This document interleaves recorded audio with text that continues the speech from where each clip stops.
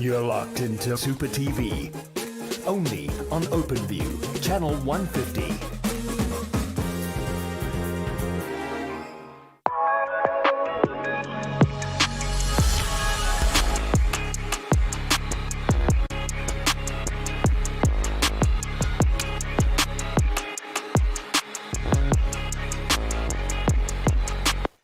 Hello and welcome to Mo Sports. Well, my name is Mo and I'm joined by our in-house sports analyst, Mr. Obi Knows, the man who knows it all, bets it all, and always puts it on the line. Welcome to the show. You tune into channel 150 on your OpenView decoder, Super TV powered by Super Bets. Alternative means of catching the show is either going through Facebook or on YouTube. All you need to do is go on those platforms, search for Super TV, and you can stream Mo Sports at your leisure. As usual, the show will always have to kick off with the Mo riddle, and today the riddle goes as follows. It says, I'm a former Colombian international who was nicknamed El Loco, which means the madman, because of my high-risk sweeper keeper playing style.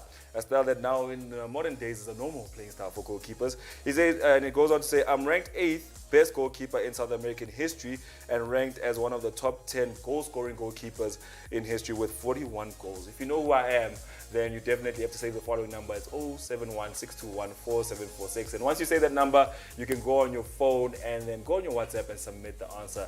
Obi Knows, would you like to tell the people what to expect on the show, or should I take that honor today? Well, on today's show, we're looking at some of the PSL headlines. What are the news that are coming out on this fresh Monday morning? And we're also taking a look at the update of the Euro 2020. What's going on in Euros? And Italy managing to get themselves through with a 1-0 win against Wales. And we'll also be talking about Colombia and how they failed to get a win against Peru last night. But let's kick it off with the news. And we did say Benson Mhlongo, we spoke about Steve Compella possibly joining Orlando Pirates. And it was rumors, but Benson Mhlongo, a former captain of Orlando Pirates himself, coming out and vouching for Steve Compella. He had a couple of comments to say with a newspaper, with a Kickoff magazine actually. And he says, I believe everyone deserves a chance. You cannot judge a book by its cover.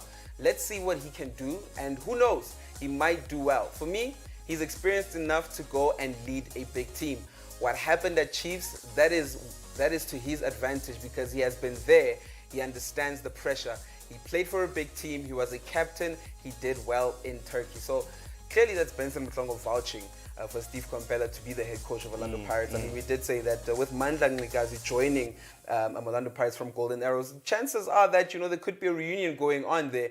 And so it's uncertain what, Zimbabwe is currently going through, what the situation is with Zimbabwe. Is he going to still be at the club next season? Still very uncertain. So all of these are just hearsay, she say, and we'll just have to wait and see, what the conclusion is towards the beginning of the season. All right, before we continue with the news, we'll have to address this right now. I mean, if you hypothetically were the man in charge at Orlando Pirates, is Zimbabwe out the door and Steve Compella coming in? It's a tough one. It's a very, very tough one. I mean, Steve, Benson Mhlongo is saying that he has proved himself, to be a good coach. I mean, has a very good man-to-man management with players. But in terms of managing at a big club, I mean, he wasn't so successful at Kaizer Chiefs, and now he's part of a trio at Mamelodi Sundowns. I feel it would cause a lot of controversy. So, look, it would be very tough for me to bring him in. I'm thinking, let's look for a coach who has done it all, who has won already, a coach who has felt the pressures of, being at a big club, and that's clearly Kevin Hunt. Although it didn't go well at Kaizer Chiefs, and I've stated so many times why I think, it would be a proper fit because of most of the players that he won the league title with at Wits are currently at Orlando Pirates. So I think, there could be something that he could do with these players that are at Orlando Pirates. So it's for me to decide, since you're saying I am the owner. Hypothetically. So I would bring in Kevin Hunt instead. You'd bring in Kevin Hunt. I would bring in Kevin But Hunt. it's a very reasonable choice. I mean, looking at what Orlando Pirates' predicament is, they're still going to be playing in Africa next season. So they need to make sure that they do impress and they don't get knocked out at the same stage. But let's talk about the next story. Baroka are not selling Mahopa. Nope, they're not selling Mahopa or anyone else, and that's the news that are coming out of Baroka. I mean, the CEO actually coming out and saying, that Mr. Mphahlele coming out and saying that he is not looking to sell. He says, I don't want those offers. That includes all the club's players. No one is for sale. We are not selling our boys. We are selling nothing. Why must we sell? For money? No. We are not struggling financially. We are still right. Mahopa is not for sale. We still want to polish him to be a top striker. Top. Yeah, he had to use that other top, that top striker.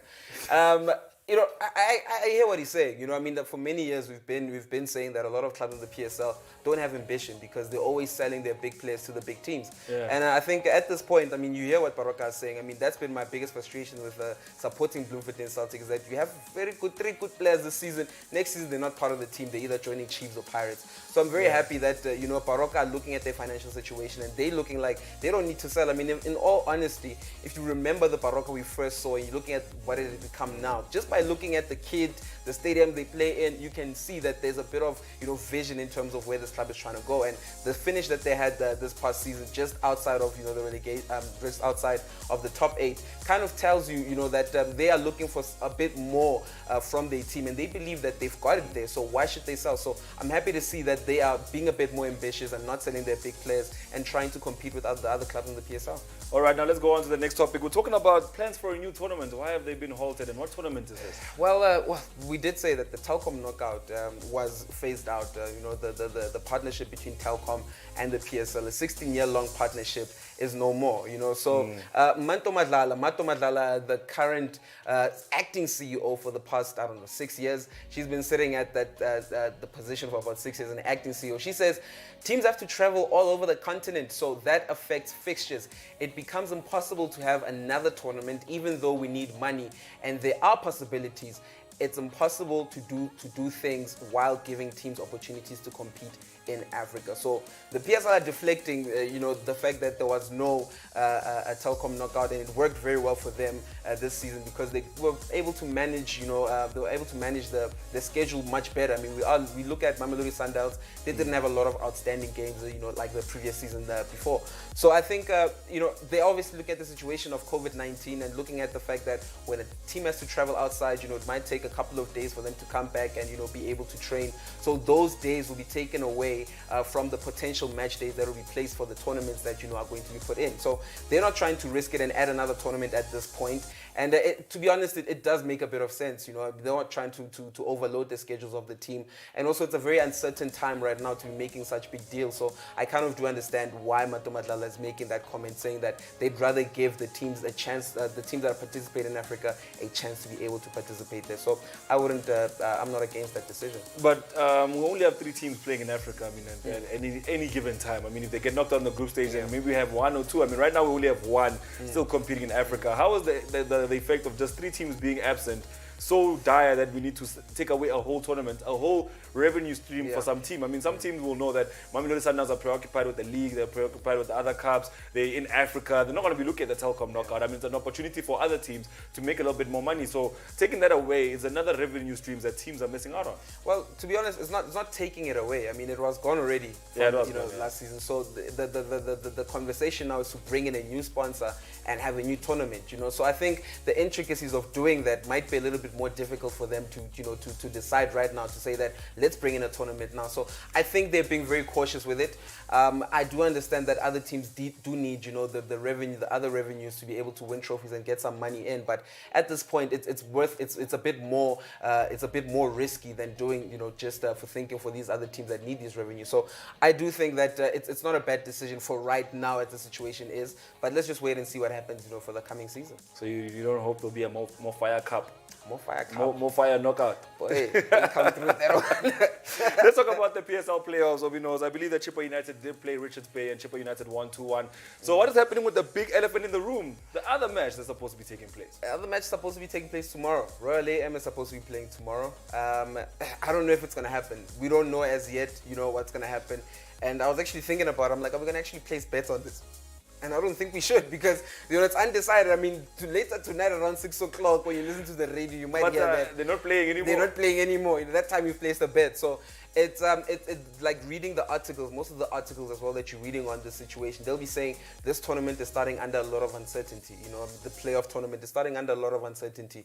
So I really don't think we should be hoping for that match to take place tomorrow, because let's remember one of the reasons why Royal AM aren't trying to play in this is because before last week, before today actually, they haven't been training for about 15 days. They were sent away, after they won that after they won the league and they got those trophies, the trophy and the medals, and they were told go rest. So for about 15-day period, they haven't been training, and the playoffs, to be honest, have just been put down into everyone's faces. Like tomorrow you are playing. Even worse. I mean, this game that played yesterday was you are playing today, and they played. So it's one of those things where I think let's not count the chickens before they hatch. Let's wait and see what happens. Tomorrow. Do these teams actually travel down to play? Let's go visit the website and see if we should count these chickens before they hatch. Don't forget, if you're not joining us on the website, all you need to do is SMS Super TV to 30978. Let's go see how the playoffs were supposed to play out, but it might not even happen. Let's go see how it goes. So I'm gonna go to the NFD or PSL. We're gonna go to the PSL, and then we're gonna look for fixtures. Look for the upcoming games. So as you can see, these are how the playoffs were supposed to play out. But as you can see, there's already an eye next to Royal AM and Chippa United that was supposed to take place on the 20th. It's already the 21st, people at home. So that game didn't actually happen where Royal AM were involved. So that game has been moved to the 22nd at 3 p.m. Now the question is, at 3 p.m. on the 22nd, which is tomorrow, a very special date for some people, will we then see this game take place or will we not see this game take place? And that's the conversation we're having today. Chippa United might actually have to go there and not actually find the opponent there. So let's put the website away, and it's becoming a big problem because now there's a lot of resources for us to show up to the venue, wait for the other team, and they don't show up. And then we hear a court case, we hear court interdict, and courts involve lawyers involve retain. It's a lot of money going around, and why don't you just play the game? And I understand the rest factor of it all, but Chippa United and Richards Bay were able to do it.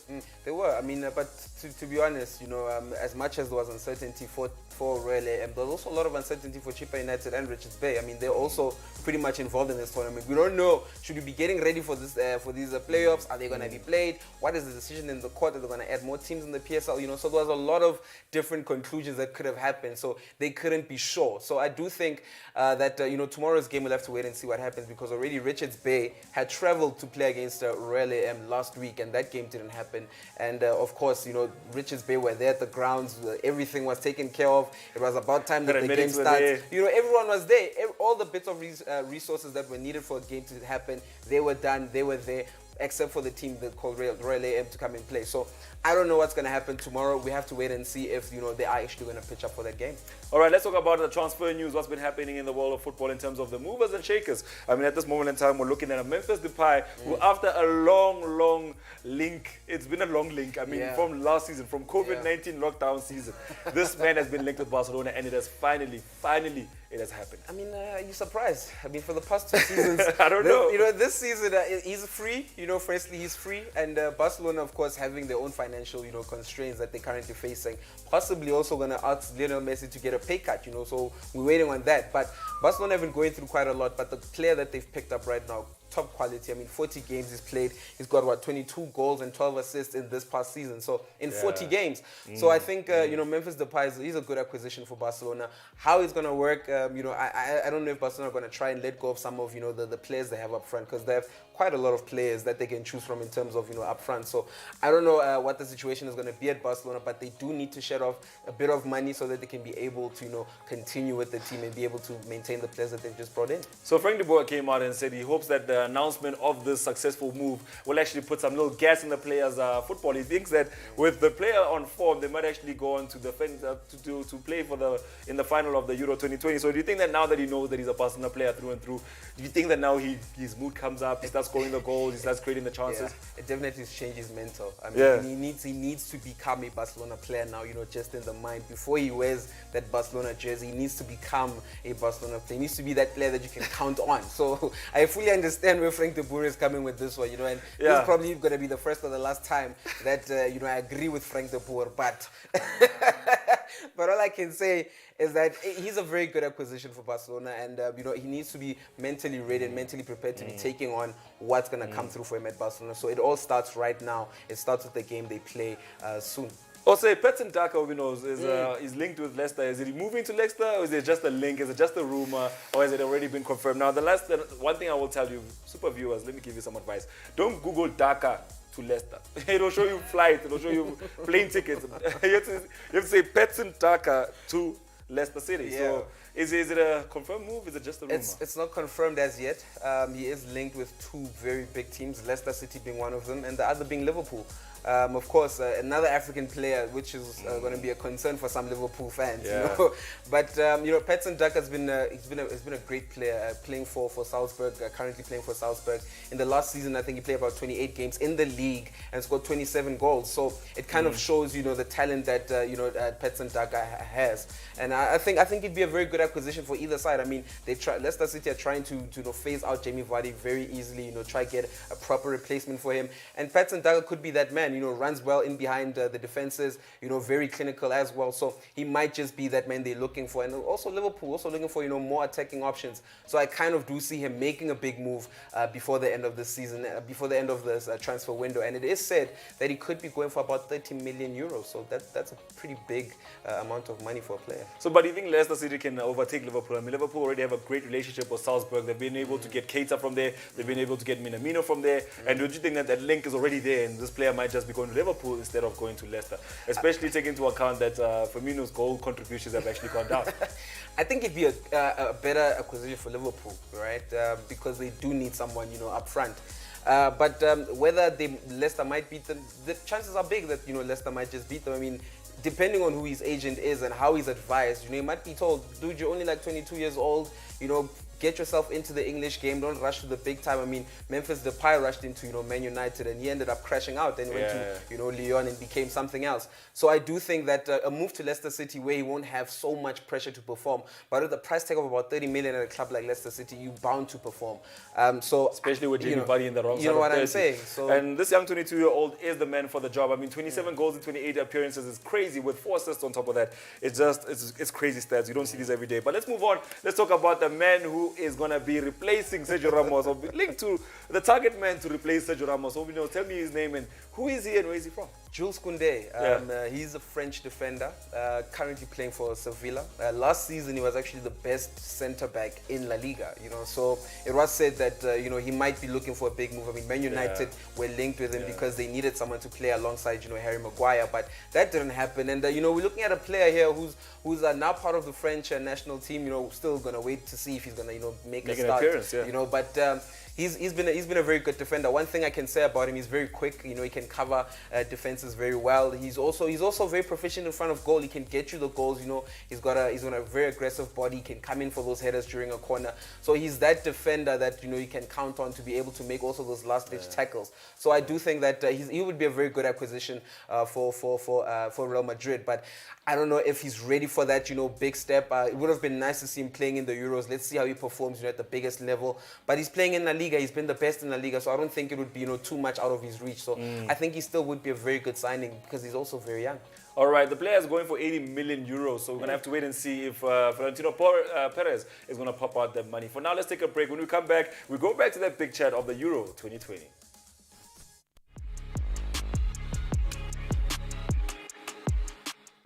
You're locked into Super TV, only on OpenView, channel 150.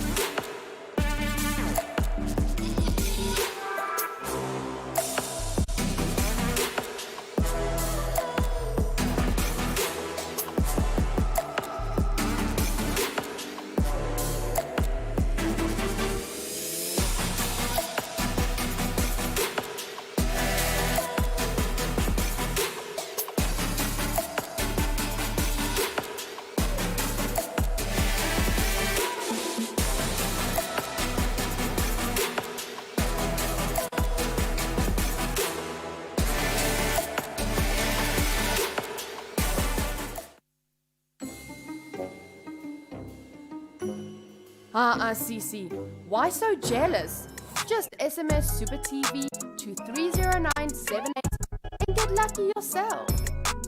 Big dog status, I'm a big dog vet. I pull up on the block in a big Corvette.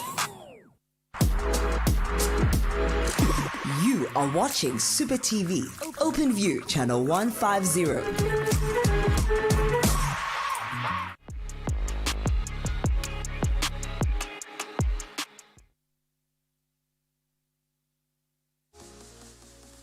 Welcome back to Mo Sports. Now, during the break, we had a little conversation about the Euro 2020s. A lot of disappointing results, a lot of optimistic results, and a lot of oohs and ahs has been going on in this tournament. But we're going to take an in-depth look as to what's been happening with the results. Then we'll also look at the fixtures. And if you're just joining us, we looked at what's happening in the transfer news as well as the PSL news. A lot of banter going on there. I mean, we had to cover it. I mean, there's a lot going on in the PSL. A lot of questions we might still have that will only be answered tomorrow and we can only break down on Wednesday. Welcome back to the show. My name is Mo, and this is our in-house sports analyst, Mr. Obi Knows, joining us here on Mo Sports. Now, you're tuning to channel 150 on your open view decoded Super TV, powered by Super Bets. Now, alternative means of catching us is either going through Facebook or on YouTube. Just go on those platforms, search for Super TV, and you can stream Mo Sports at your leisure. Now, let's get it kicked off with the Mo Riddle. This one is special because he's a very iconic goalkeeper. You know, his nickname is El Loco, meaning that he's been one of the craziest goalkeepers of all time, and he's ranked 8th in the top 10 best goalkeepers of all time in South America, and he's one of the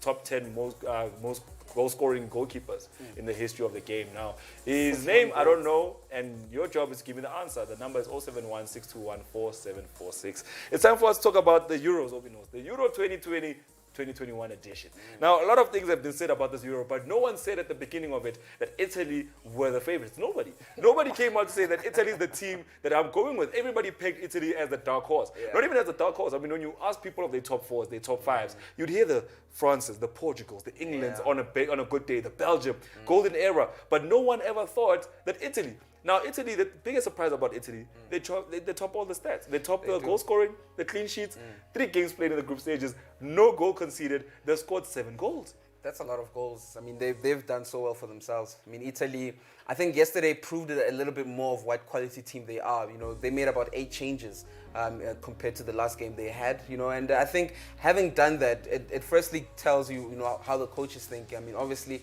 they were already qualified, you know, let me get all the players running. Let's see, you know, who I can depend on. Yeah, you know, let's see who I can depend on when it comes to, you know, maybe we get an injury in the knockout stages, and now you know exactly who played well in the last game. Throw him in. So I'm impressed by Italy, you know, and it's very sad that we didn't look at the fact that they came into this tournament, you know, with 27 games in a row, undefeated, you know, and they had 8 games at that time. They had 7 games with 7 clean sheets in a row, and we didn't look at those things, you know. So I think they've done well for themselves. I think what they're doing right now is showing that they are definitely, you know, one of the teams to be counted in the hat for possible winners of this tournament. Well, to see what Obino is talking about, we need to take a brief moment to go onto the website and see what basically transpired in these games. Now, we need to look at their lineups. I mean, like Obino said, 8 changes they made, which means that they not only have a good 11, they have a deep quality squad. And let's see how Italy looks at this moment in time. Don't forget to SMS Super TV to 30978. Let's go see it. And once we arrived there, I mean, they weren't playing against a bad Wales side, but look at the lineup. I mean, you had Berekdeski making an appearance. Federico Chiesa, who didn't feature in the first 2 games, made a 90-minute appearance. Marco Verratti, another player that hasn't featured actually in this group stages, also made an appearance. He got a chance to rest players like Jorginho, who only made 79 minutes of an appearance there. You see Emerson is in there, Alessandro, Leon, even with Donnarumma. Donnarumma has to stay in there just for the consistency, but he also didn't play the full 90, just missing out on the last minute, letting Sirigu come in and replace him. But it shows just the quality of this team. Let's scroll down. Players like Spinazzola, the player that actually ran the fastest so far in the Euros, actually got a time to rest, and he's been such a quality player, such a pivotal player to the side. And Insigne got a chance to rest. Ciro Immobile got a chance to rest. So they actually rested some good quality big names up front. Barella also got a chance to rest. Cristante got 15 minutes of game time in there as well. So, you know, just put the website away. We've seen the squad, and talk to us more about your thoughts going into the knockout phases for Italy. I mean, we've seen what they did in qualifying. Now they are 30 games within. They're unbeaten in 30 games clean. 30 games clean. They're 10 games with a clean sheet. That's crazy. I think for us to not count them in would be criminal to football. It would be completely criminal if you don't count them in, the possible winners of this tournament. I mean, I'm looking at the Atalanta players as well, in this tournament overall. I mean, Gosens are featured for Germany just the other day. And right now, in the Italy squad, the scorer of yesterday's goal, Pessina, coming from that, Atalanta midfield, Toloyo as well, making a debut as well in right back for Italy. So I do think that Italy have a very solid team. I think they are very good up front. They've proved it, themselves. I mean, yesterday, of course, there was not a lot of, cohesion around the team. Of course, these are players that are not used to playing with each other, but you could see that there was that thing of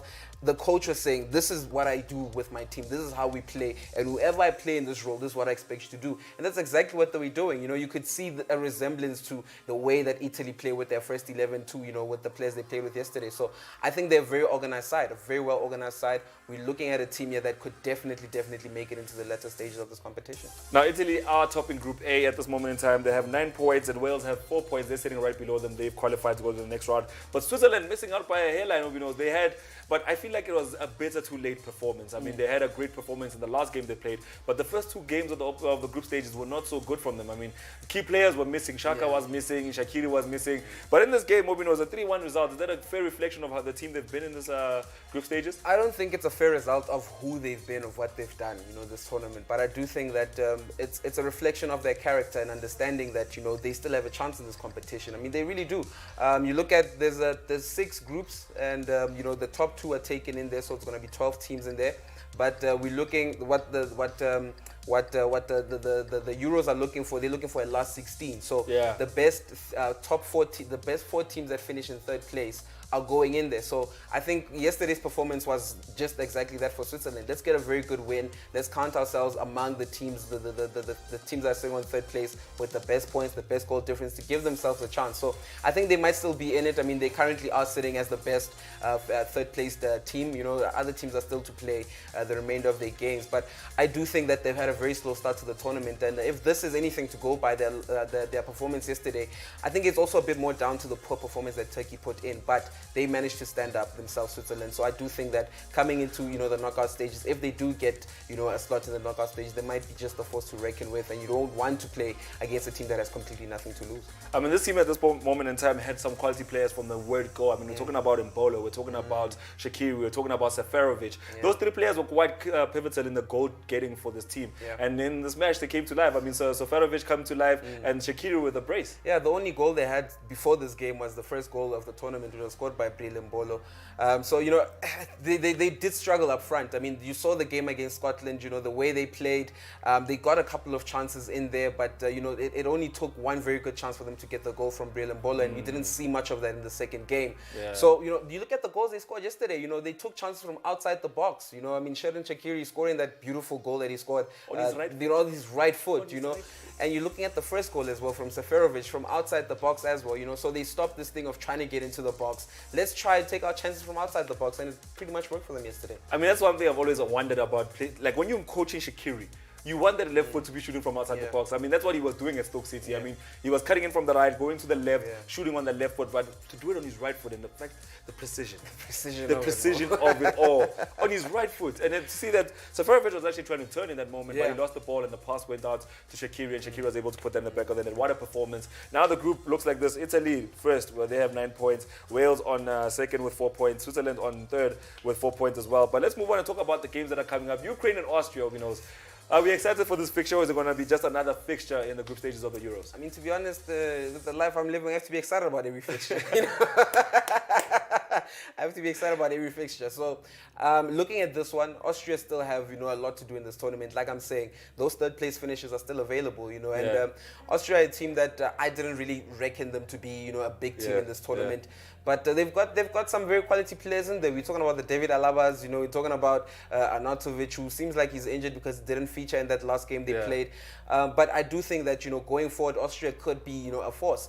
But to be honest with you, I don't really see them going a little bit further further in this tournament. This game against Ukraine is going to be very difficult. I think Ukraine are a team that have shown that they've got a lot of heart, despite not having too much quality in there. I mean, their central defensive midfielder is Zinchenko, you know what I'm saying? Yeah. So I think they're a team that have quite a lot of heart, and they could just trouble Austria today. All right, let's go for a break, and when we come back, we'll make sure we continue the conversation about the Euro 2020. We'll be looking at more of the fixtures and talking about Group B and Group C, because those are the groups in action today and tomorrow.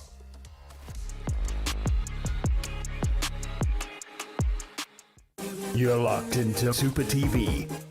Only on OpenView, channel 150.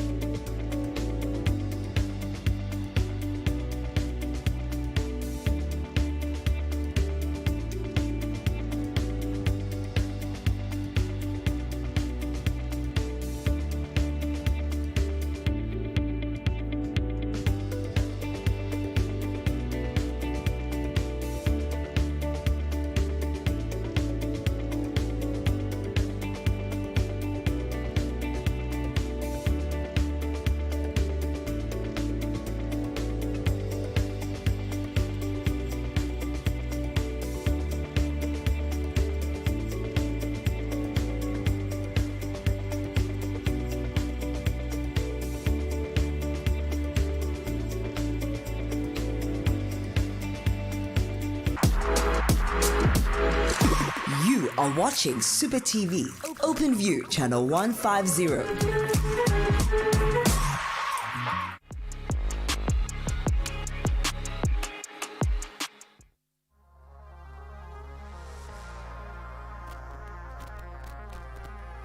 Hello and welcome back to Mo Sports. Now the conversation about the Euros has to continue, and our best lips always have to continue too. I mean, sometimes you win some and you lose some. Sometimes a team called Spain doesn't do the right things and you lose out on a little bit of money. Welcome back to Mo Sports. My name is Mo and I'm joined by Mr. Obi knows, our in-house sports net. In fact, I should start saying our tamed sports analysts, because sports analysts are everywhere. To have one in the building is a lot. You have to do other things that are not done in the world of TV, but we did them, and we have our in-house sports analyst now. Welcome back to the show. Let's give you the more riddle and let's see if you can answer this one this week. I mean, he's a goalkeeper. He made a few appearances for Colombia. He's a Colombian international. His nickname was El Loco, and he's ranked 8th in the most historic best goalkeepers in South American history, if I'm not mistaken. Yes. Now you have the answer. The number is 071-621-4746, and that's how you submit your answer, by going on the website. By going on the WhatsApps and sending us the answer there. So let's continue the conversation. I mean, North Macedonia are going to be facing the Netherlands, and Obino is saying that he has a steep request of Frank de Boer. Now, I just want to ask you, if he goes into this group perfectly, he hasn't lost, he hasn't dropped any points, do you still give him a little bit of leeway? Do you still respect him a little bit more? Because you said semi-finals or nothing. I did. I want him to get to the semi-finals. Yeah. I want him to get to the semi-finals. Then I'll be like, all right, I forgive you, bro. For all the things you've done, being the worst coach in the EPL, I'll forgive you. Know what I'm saying? But the squad he has in the Netherlands is a very big squad. I mean, he has the likes of De Ligt in there. He has a good squad. He has Wijnaldum in there. He has Memphis Depay, Dumfries. You see why I can't respect him if he doesn't get to the semi-finals with that squad, boy. But you see, it's not allowed. You can't flop with a squad like that. At least you have to make it out of the group stages and then flop against them maybe at France. Look, let's wait and see what he does, right, in the upcoming games. I mean, yes, they've got a game today. They're playing their final group game. So let's see what he does. I mean, I'm hoping he can switch up the squad a little bit, get in some of the young players. Let's see what they've got in terms of squad depth, because they've secured that, a knockout space. So let them do something like that as well, So I'll pretty much forgive him. I won't, have a I won't have a big eye on him tonight, but I will be judging him quite a lot when it comes to the knockout phases, because I think as a coach, he's changed the complete identity of what we thought the Netherlands team was.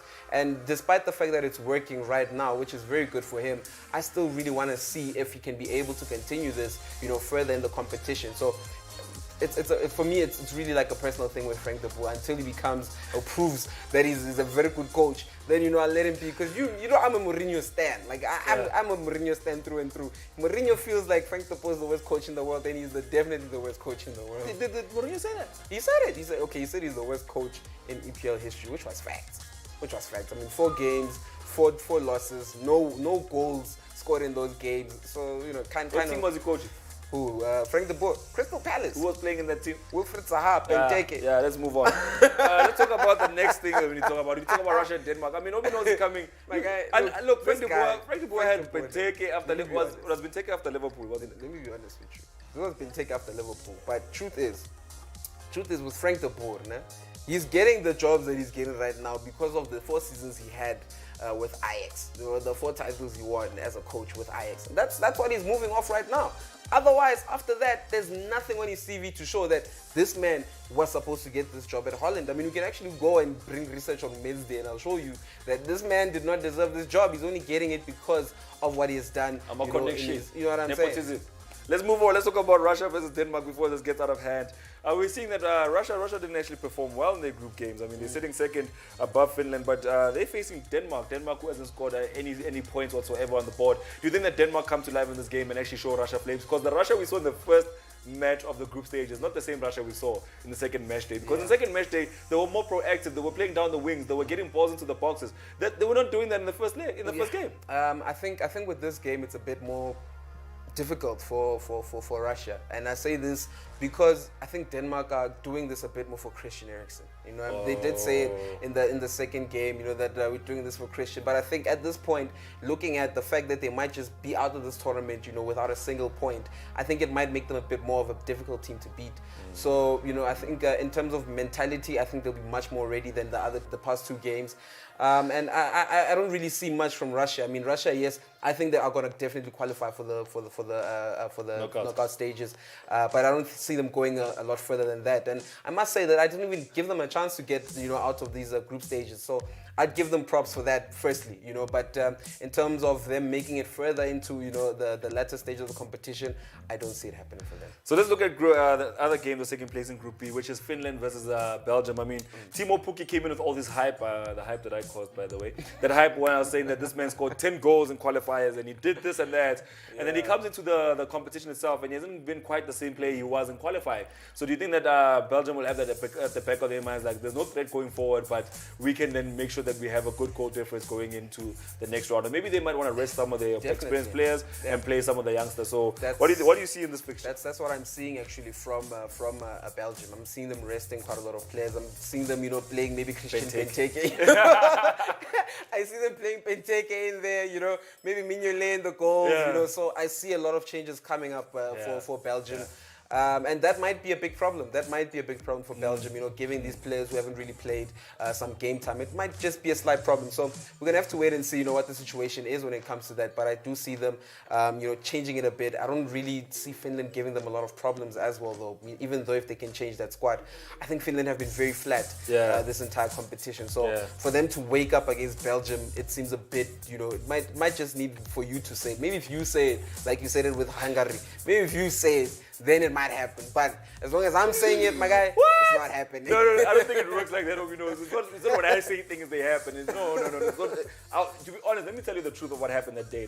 Obi knows, I guessed. I was like, let's make it a draw. I was just throwing bones, and the bones actually happens to be reality. I can't just say that Finland is going to upset Belgium in that, but I will say that I think that I'm going to make a bet for Finland. But I don't think they'll pick up all 3 points. I'm thinking maybe a draw, maybe a goalless draw, 1-1 draw. I don't quite see This is still a golden age Belgian side. As much as they're a golden age Belgian side, Obi knows, every golden age that we've discussed, I mean, we talked about England before we talked about Belgium.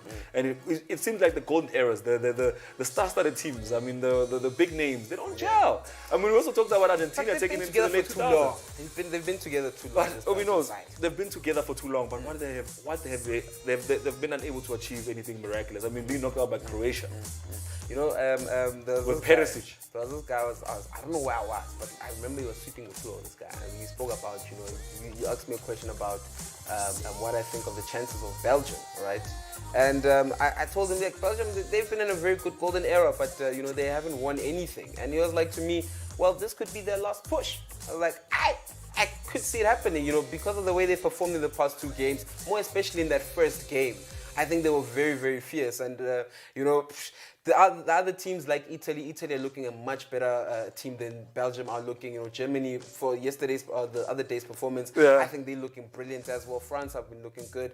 So, Portugal as well. Portugal as well, so there's a lot of teams that are currently looking good. But I think counting Belgium out at this point, to say that that golden era is not going to achieve anything, is possibly going to be the reason why they might just want to push and make something out of this final golden era they have. I mean, the centre backs, most of the centre backs, Vertonghen, Alderweireld, could be their last Euros, and they're looking, it probably, but you just never know. You just never know. Like, it's not like come back at 40 to come play this thing one more time. You just never know. I hear what you're saying, yeah. And I do stand by what you're saying. But what I'm saying is, looking at where everybody is. I mean, looking at every nation individually. I mean, Italy have something to prove. Yeah. They've been off the big stages for a very long time, a very, very long time. Years. Since 2006, they've not really been anything special. They've just been a team that comes in and go out in the group stages, the first round of the knockout phases. Special that season. Remember when Balotelli scored in the final? Yeah, that Euro. I remember exactly 2012. And then you look at Germany. Germany just came back from a World Cup that they were dismal in. They still have something to prove. France right now are a team on fire. I mean, their midfield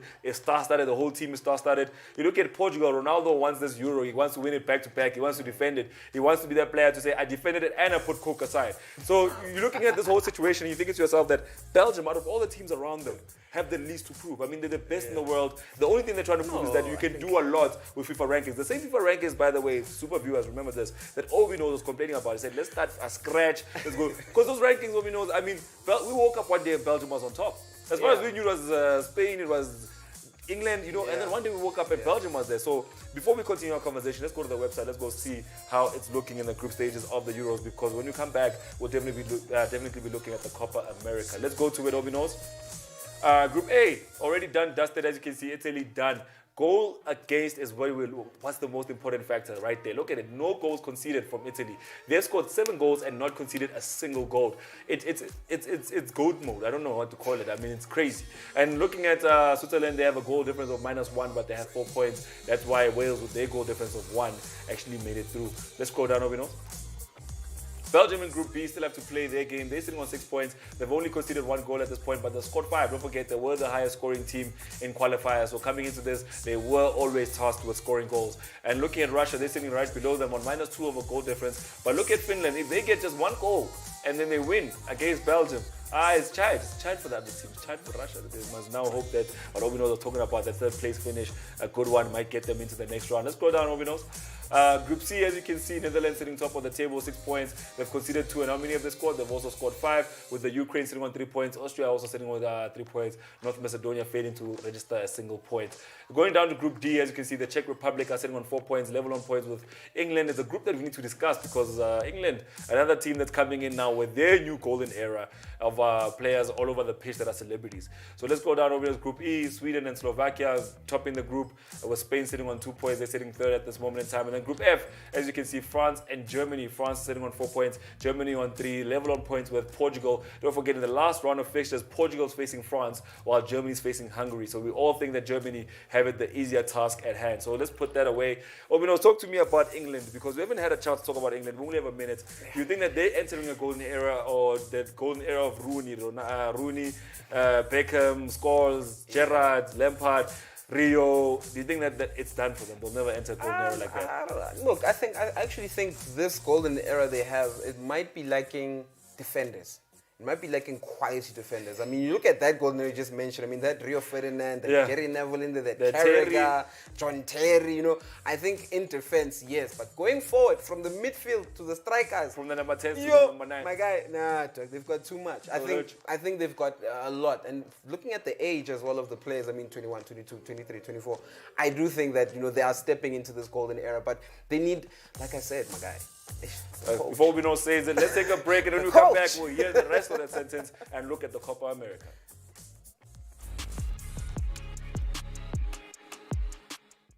You're locked into Super TV. Only on OpenView, channel 150.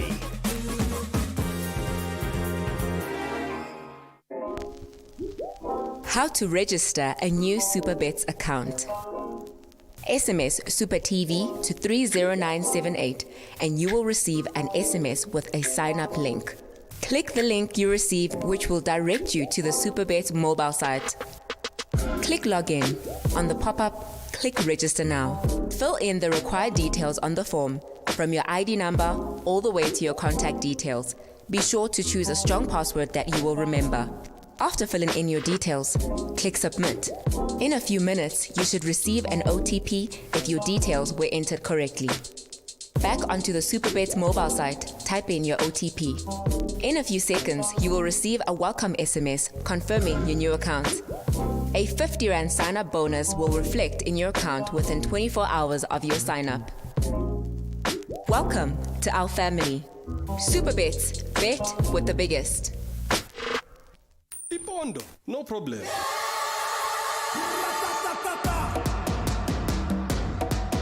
Now ungapopa with SuperBets. Simply SMS Super TV to 30978 and start playing.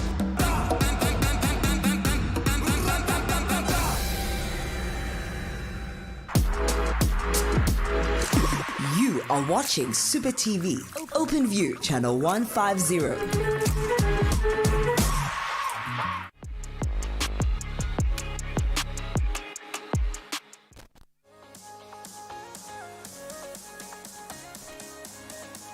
Welcome back to Mo Sports. It's time for us to talk about South American football. We're talking about the Copa America. Welcome back to the show. This is Mo Sports on channel 150 on your OpenView coded Super TV powered by SuperBets. Now, let's continue with the show. But before we go ahead of ourselves, let's go check out the Mo riddle because somebody has already submitted their answer and they were right. You know, the thing is with South American players, I mean, they have a name, a second name, a maiden name, and what name. You know that I had to find out on Google that Xabi Alonso's name was Xabi Orlano. It's Xabi Orlano Alonso. I forgot the last one, but it's a long name. You know what I'm saying? It's a long name. But yeah, if you know the answer, the number is 071-621-4746. You can submit your answer there. Oh, we know. Let's talk about the Copa America. I know this round thing. Thank goodness that this round of fixtures doesn't have Brazil, because that's the only thing this man likes to talk about, Brazil. Let's talk about everybody else. How's it been going? I also like telling you about Colombia because the coach of Colombia is a criminal to football, eh? A criminal to football. And I say this why. So we all know how demanding the EPL is. We all know it's a very demanding league. You've got your star player, your number 10. Technically, you're Messi. Do you remember what this guy did in the 2014 World Cup, my guy? Yeah. You have this player, James Rodriguez, who just had, I wouldn't say it was a great season at Everton, but he had a good season. I mean, first season in the EPL, we expect, definitely players usually, get tired and they don't perform to the best levels in the EPL. And it's understandable because, it's the change of atmosphere, the change of, more physical, of the game. You know what I'm saying? Yeah, so he's not used to that. But you calling him back to a national team which needs a creative player, a creative number 10. This guy could even wear your captain's armband for the experience he has at the international level. You know what I'm saying? And this guy goes home after the EPL season. He goes home there to Medellin and he tells the coach, like, can I just have a 1 week rest? Just 1 week rest. I'll catch up with you guys in Argentina. Coach is like, nah, stay in Medellin. And now look, they're struggling to be creative with all the firepower they have up front. The Duvan Zapatas, Muriel. These are players that have been scoring goals. Are you sure that was the whole chat? My guy, that's the whole chat. You sure that's the whole chat? That's the whole chat. That the phone call go like that with the break and then I went to again. Yeah, he wanted a break. Because remember when the season ended for Barca, remember Messi left early. He didn't play the last game. Yes, so he had that chance to rest and then go join his national team. So it was pretty much the courtesy that James wanted or would have thought that he deserved at least. Yeah. Oh, not the Colombia coach. Now I'm thinking of Super Love, that video. Sala boy, sala, rest. So they hit James Rodriguez with the rest. They hit him with rest. Sala boy. And I just wonder what he's thinking. What's going through his mind right now? Looking at the squad. I mean, Mo, you've got. But those are his friends, boy. Those are his colleagues. He knows that the boys are not doing the most. I could have been there to support. But in football, we've seen this a lot of times. 2010, a whole Dunga left a whole Ronaldinho. My in guy. Brazil, he was like, oh yeah, Africa, yes, Then maybe you heard about Josie. He's like, this one's gonna be too comfortable. Let Josie give him shit. Fine, yeah, freak. Because so funana naye. What was booming in 2010? Which song was booming in 2010? I don't know, but for the history of South Africa, Oh, we can safely say in 2010, Sister Bettina was booming. We can safely say.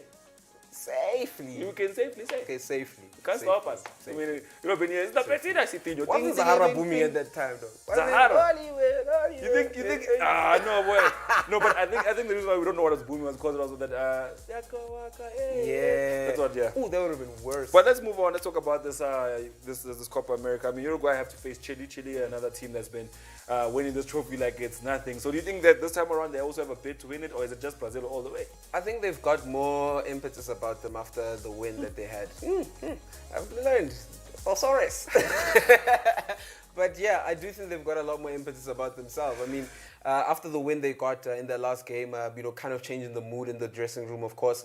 But I think they still do need someone like Alexis Sanchez to lead the front line. I mean, Sanchez is a very aggressive player, although he hasn't been, the Sanchez we've known over the years. But when he's playing for Chile, my guy, is a whole different beast. But with like Uruguay, I did say that if Brazil don't take it, I would give it to Uruguay, So I do think it's going to be a very tough encounter. I think Uruguay will have, the much better players, of course, first and foremost, and the quality as well. I mean, I think it will show out in this game. We will actually see how far are Chile from Uruguay and how far Uruguay from actually, putting a name for themselves to win this trophy. All right, let's go to the website. Let's go make our bets. It's time for us to make our best slips. Don't forget to join us on the website. All you need to do is SMS Super TV to 30978. And people have been going to my DM saying, can I WhatsApp this Super TV? No, SMS in fact. You go on your phone, you go to the SMS app or Messenger app, and then you pop, and then you enter. Let's go inside. Let's go see Obi knows what's going on. Now let's hurry up. Let's go to the Euro 2020 in 2021. 500 markets available, games, championship. All right, here is the best slip. So now here's where it gets tricky. You know how hurt we are that we had a perfect best slip. There was only one bet that was wrong, and it had to be Spain. It just had to be Spain. It just had to be Spain. But let's carry on. Netherlands. Frank de Boer. Skip it. I don't trust Frank. After all the chat that I heard from Obino, I was about to make my bet, but I was like, Obino's made some serious chat. I mean, your coach is hoping that after a player gets signed to Barcelona, he performs better. It says a lot about what's going on at the national side. Ukraine, Austria, very tricky one. A draw is more likely. Let's go for a draw. Let's go with the bookmakers. Finland, Belgium.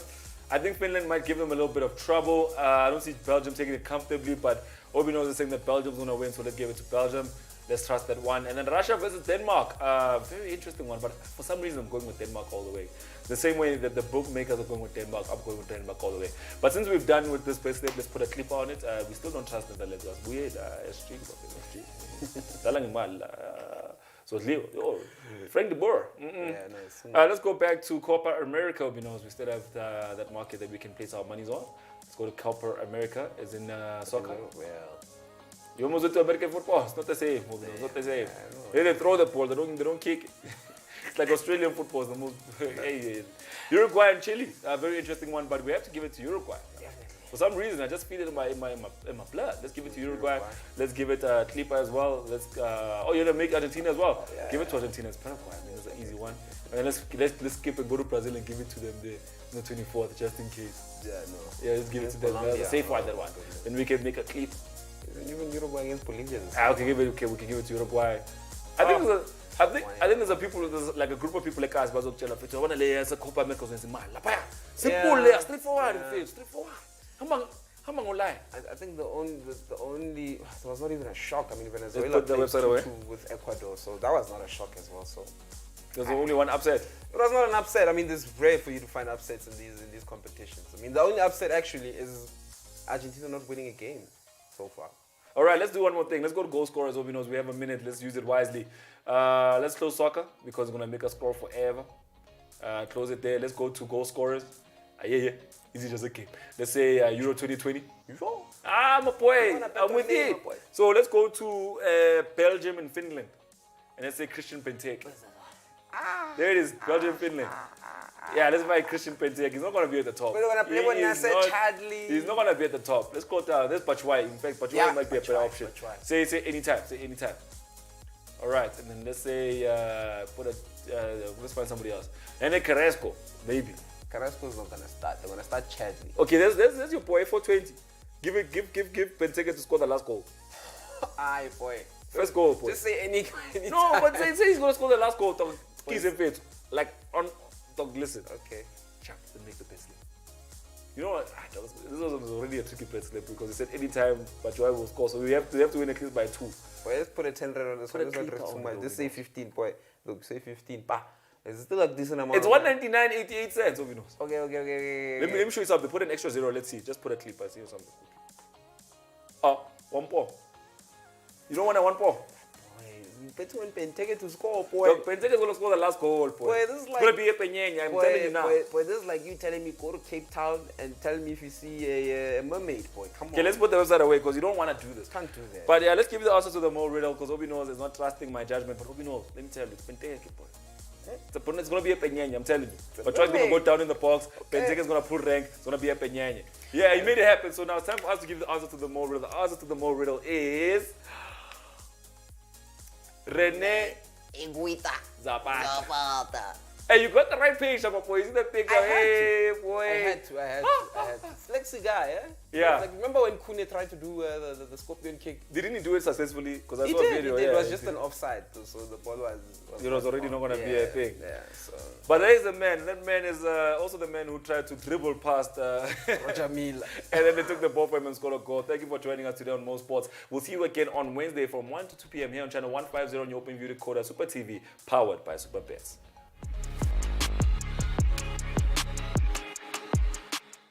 You're locked into Super TV.